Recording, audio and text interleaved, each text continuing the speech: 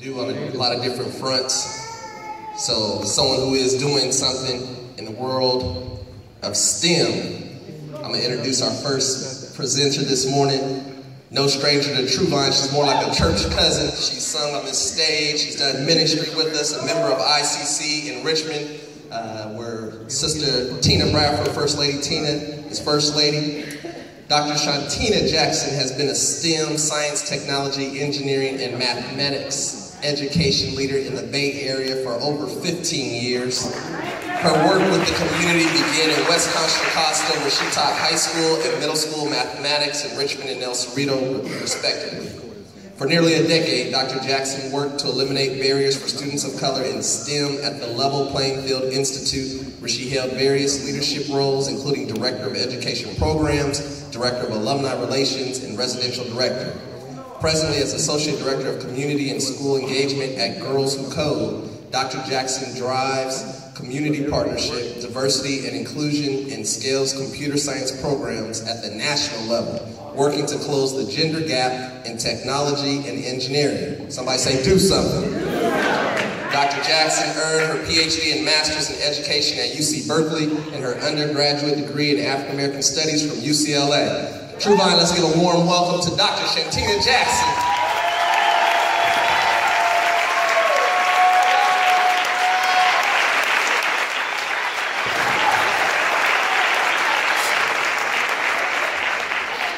Wow, y'all talking about me? Nathalia, you make me sound so good. How y'all doing, Truvine? Good morning, Truvine. Good morning, Truvine. So as Nathalia said, I do a lot of stuff. A STEM educator and a church girl and choir member. Oh, I was gonna say, hey Dale, there he goes, hey Dale. So I'm just gonna jump through, bear with me. I'm gonna read off my computer, is that okay? Sometimes you gotta do it moving, right? So you gotta do something moving. So we're gonna do something moving this morning, hallelujah. So I'm here today just to share a little bit about black women. Can y'all say black women? Amen. And we know that black lives matter. We know that black women's lives matter. Amen. So just bear with me as I share a little bit about black women in the church and why they are significant. Amen. Amen. Today, as we commemorate Black History Month, we strengthen an important American tradition. For more than half a century, Americans have been coming together each February to reflect on how African American communities have traveled on the long road toward equality and freedom.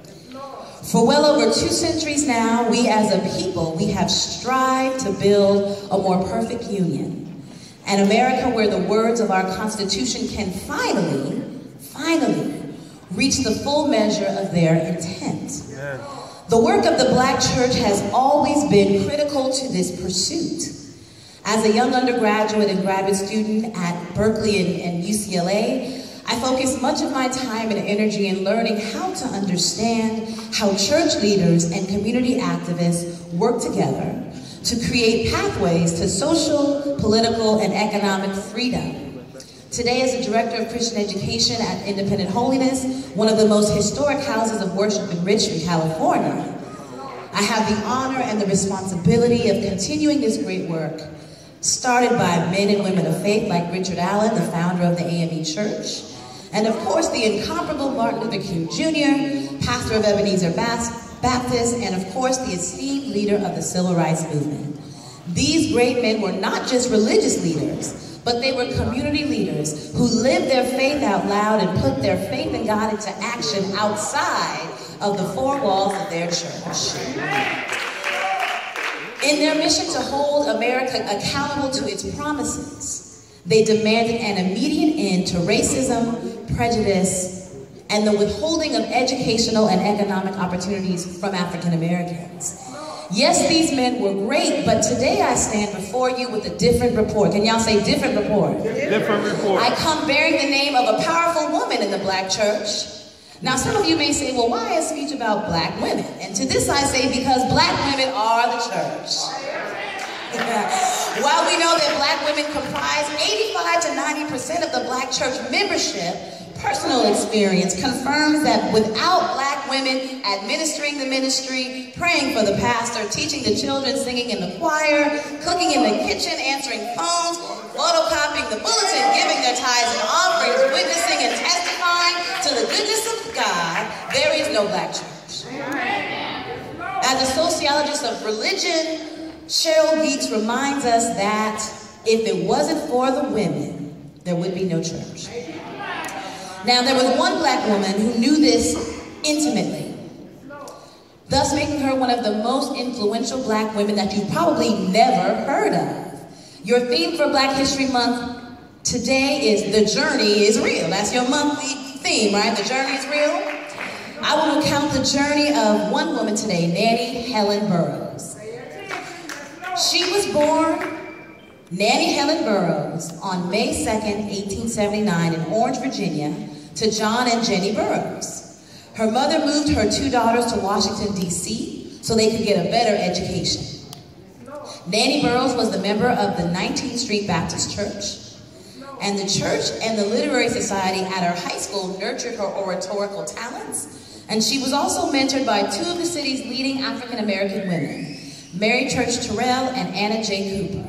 In spite of all of her credentials, Burroughs, who was dark-skinned, found difficulties finding employment equal to her training within Washington, D.C. elite black community.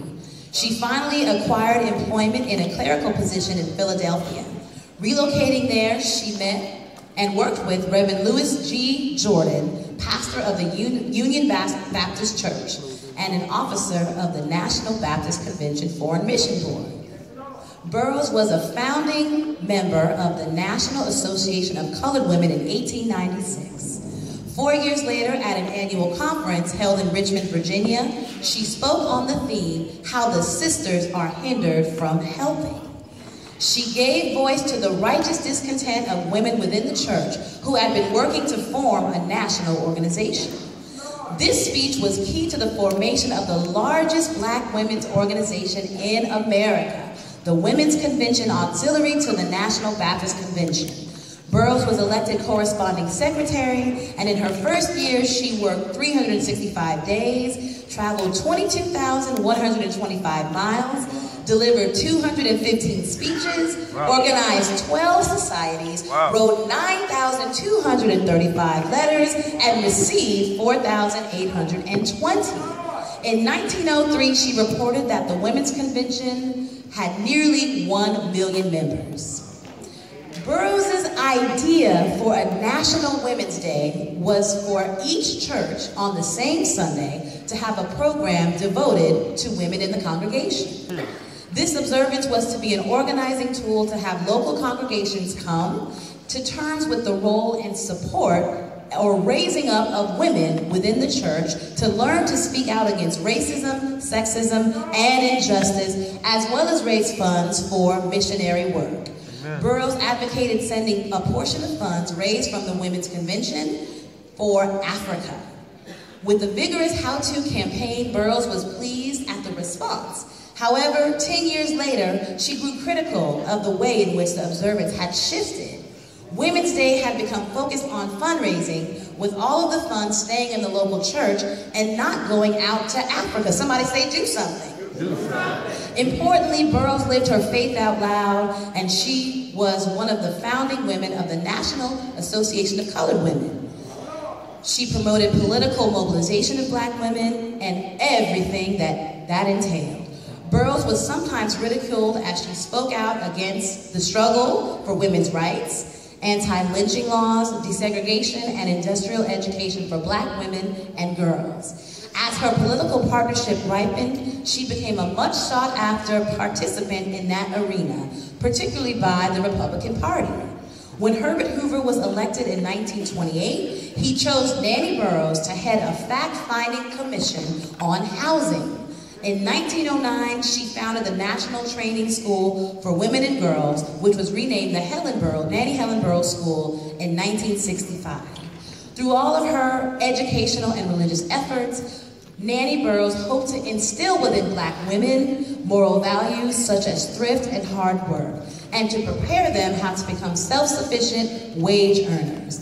Nannie Helen Burroughs died in Washington, D.C. in May 1961 at the age of 82.